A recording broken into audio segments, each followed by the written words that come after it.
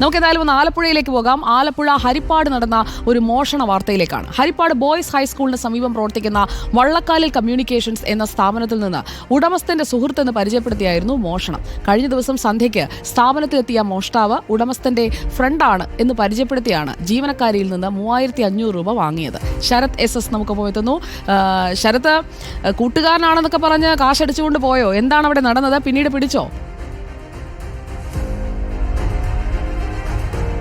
സുജയ, വളരെ ലളിതമായ രീതിയിലാണ് ഈ മോഷണം നടന്നത് എന്നുള്ളതാണ്. അതായത് തിങ്കളാഴ്ച ഒരു 5:30ക്കാണ് ഈ മോഷ്ടാവ് വള്ളക്കാലിൽ കമ്മ്യൂണിക്കേഷൻ എന്ന ജനസേവന കേന്ദ്രത്തിലെത്തുന്നത്. തുടർന്ന് ഈ ജീവനക്കാരിയോട് പറയുന്നു താൻ ഈ ഉടമയുടെ ഈ സ്ഥാപനത്തിന്റെ ഉടമയുടെ അടുത്ത സുഹൃത്താണ്, ഒരു 3500 രൂപ നൽകണം, താൻ ഉടമയോട് ഫോണിൽ ബന്ധപ്പെട്ടിട്ടുണ്ട്, ഉടമ ഇവിടെ നിന്ന് വാങ്ങാനാണ് പറഞ്ഞതെന്ന് ഇവരെ ബോധിപ്പിക്കുന്നു. ഇതിന് വിശ്വസിപ്പിക്കാനായി ഫോണിൽ ഉടമയെ വിളിക്കുന്നത് പോലെ കാണിക്കുകയും ചെയ്തു.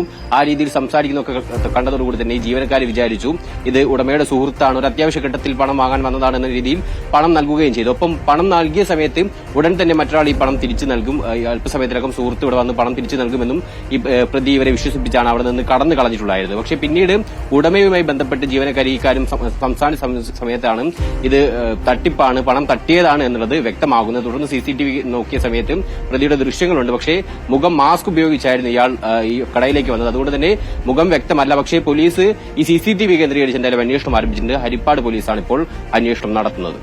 ഓക്കെ, ആ ദൃശ്യങ്ങൾ കണ്ടാൽ അറിയാം പരിചയക്കാരനാണ് എന്ന് ഉറപ്പിച്ച് വന്ന് പറ്റിച്ചിട്ട് പോയി. ആ CCTV ദൃശ്യങ്ങൾ പ്രേക്ഷകർക്ക് കാണാം. ജീവനക്കാരിയിൽ നിന്ന് 3500 രൂപ നൈസായി വാങ്ങിയിട്ട് പോയി.